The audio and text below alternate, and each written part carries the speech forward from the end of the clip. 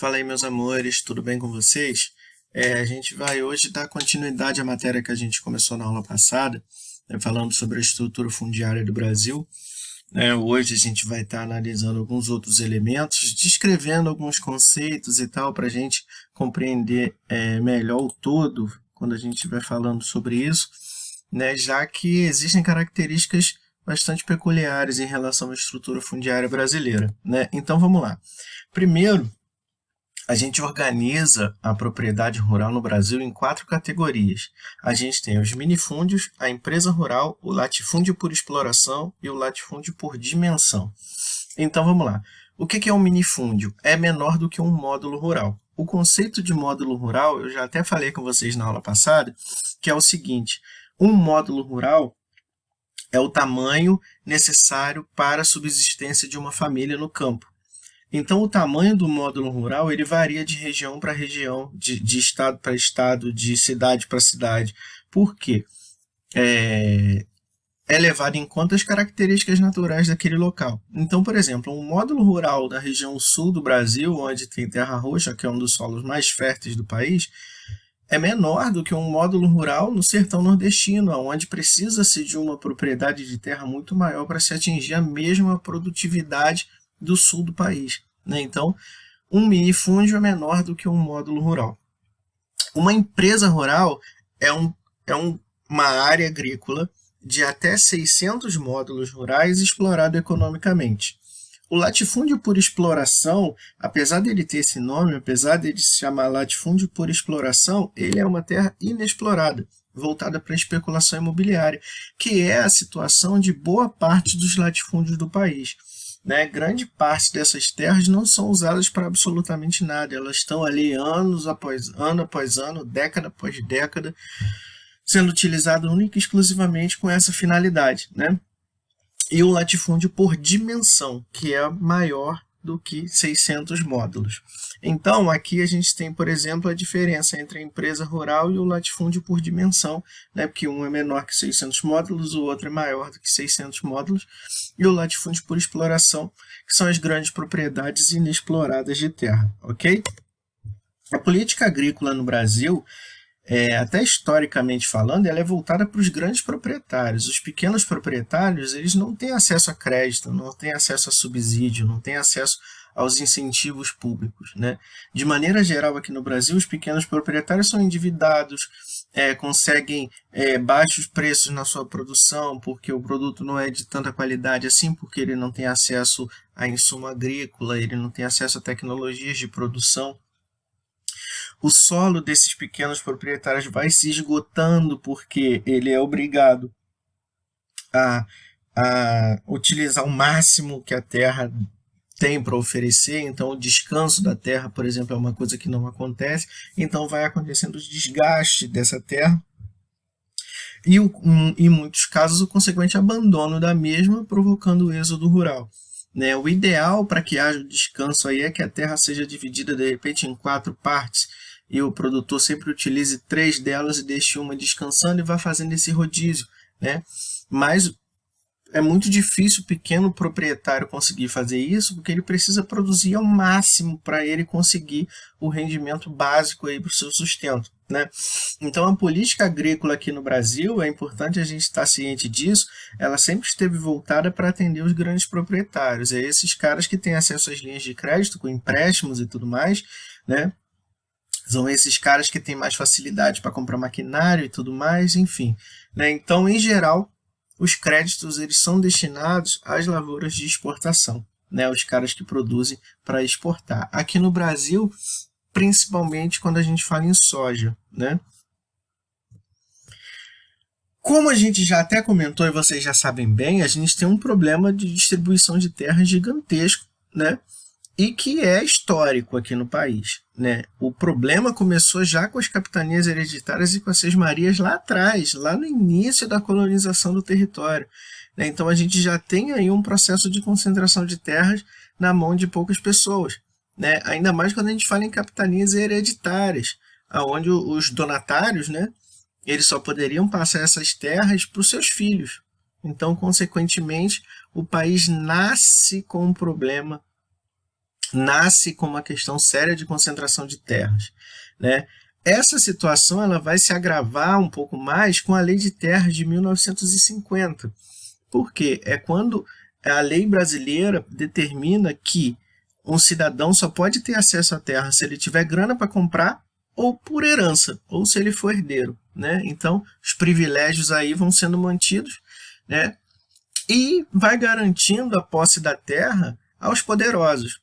Né? A gente está falando de uma época, 1800 aqui, tá? Eu digitei errado, tá? 1950 é 1850 isso aqui. Titi tá lesado, digitou errado. A gente sabe que nesse período, o que mais importava no Brasil, o que dava grana no Brasil, os grandes poderosos eram os grandes latifundiários, não que eles tenham deixado de ser. Né? Tanto que a gente tem aí a bancada ruralista no Congresso que tem um poder gigantesco sobre as decisões políticas nesse setor, né? Inclusive nas decisões ambientais. Então a Lei de Terras ela tinha como objetivo manter essa classe, manter essa elite com esse privilégio da terra. Né? Por quê?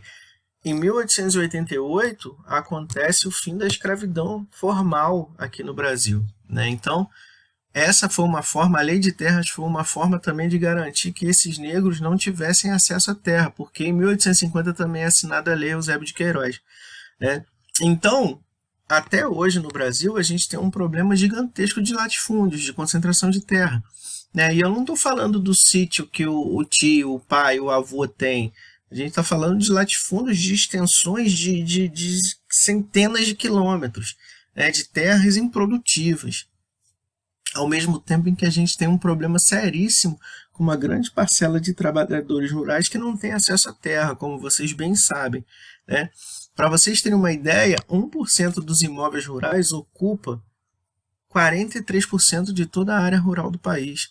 Então, 1% das terras ocupa 43% da área rural.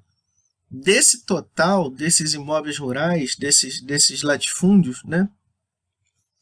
64% não são produtivos. Bem mais da metade das grandes propriedades rurais do Brasil não são produtivas. E aí a gente tem 3 regiões aqui marcando a maior parcela improdutiva, que é o Nordeste, o Norte e o Centro-Oeste, e não por acaso é onde existem também os mais acentuados conflitos de luta pela terra, aonde pessoas frequentemente são violentamente assassinadas por conta desses conflitos, né? Na aula passada eu citei, por exemplo, o massacre de Eldorado dos Carajás, onde, se eu não me engano, foram 19 pessoas mortas num conflito de luta pela terra. Existem outros personagens da história do Brasil que foram sendo mortos por conta desse tipo de conflito. Tem a irmã Dorothy, Chico Mendes, que foi morto por defender a floresta, né, dos interesses dos pecuaristas, dos mineradores e tudo mais. Então a gente tem a questão da luta pela terra aqui no Brasil, ela sendo muito significativa já há um bom tempo também, né? Na verdade, desde que a injustiça se estabelece, o conflito surge. A grande verdade é essa, né?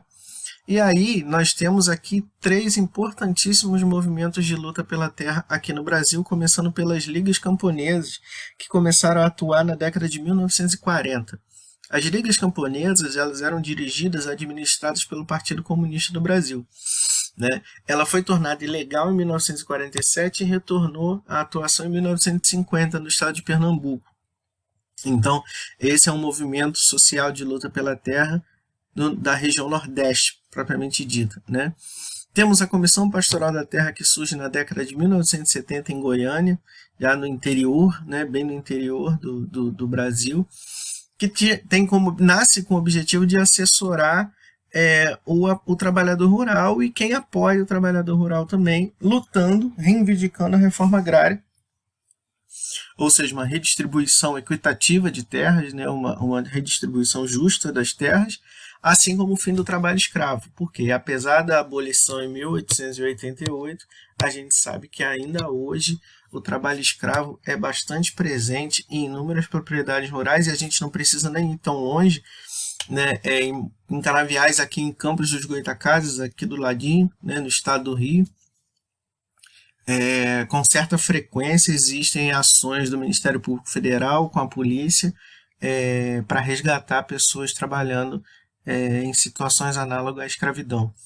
Aqui em Macaé também, há alguns anos atrás, na construção civil, um grupo de trabalhadores também foi resgatado em situação análoga à escravidão. Então, na verdade, apesar de legalmente falando, formalmente falando, a gente não ter essa situação, a gente sabe que ainda hoje é possível encontrar pessoas trabalhando nessas condições em diversos locais, né? E por fim a gente tem o MST, que é o mais famoso, né? O que aparece mais na mídia, é que existe até um clamor dos setores mais conservadores de transformar o MST em uma organização terrorista, né?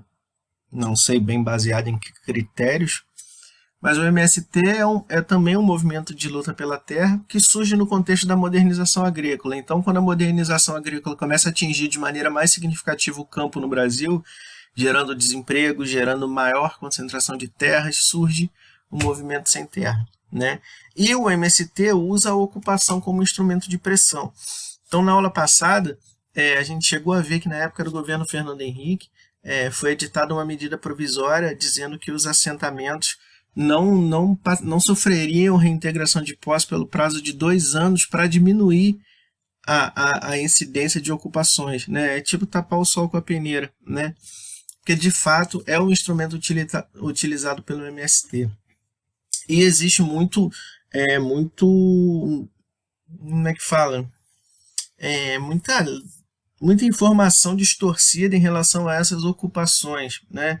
Tipo, porque o tio do padrinho do avô teve a plantação dele destruída pelo MST. Esse não é o modus operandi do MST. De maneira, por via de regra, o MST ocupa terras que já estão no cadastro para programa de reforma agrária. Então, são aquelas terras que têm anos ou décadas de impostos atrasados, terras que já estão em uma situação judicial por conta desses impostos atrasados. Então, o MST faz a ocupação dessas terras como uma forma de pressionar e acelerar esse processo de redistribuição dessas terras, né? Enfim, esse é o modus operandi padrão, né? Então, existem muitos mitos, né? Muitas histórias assim, mas que oficialmente falando não é a característica da organização, tá? Galera, era basicamente isso que eu queria falar com vocês hoje. Espero que tenha sido claro, espero que tenha sido proveitoso, e qualquer dúvida, vocês sabem que é só me procurar, né? Beijo no coração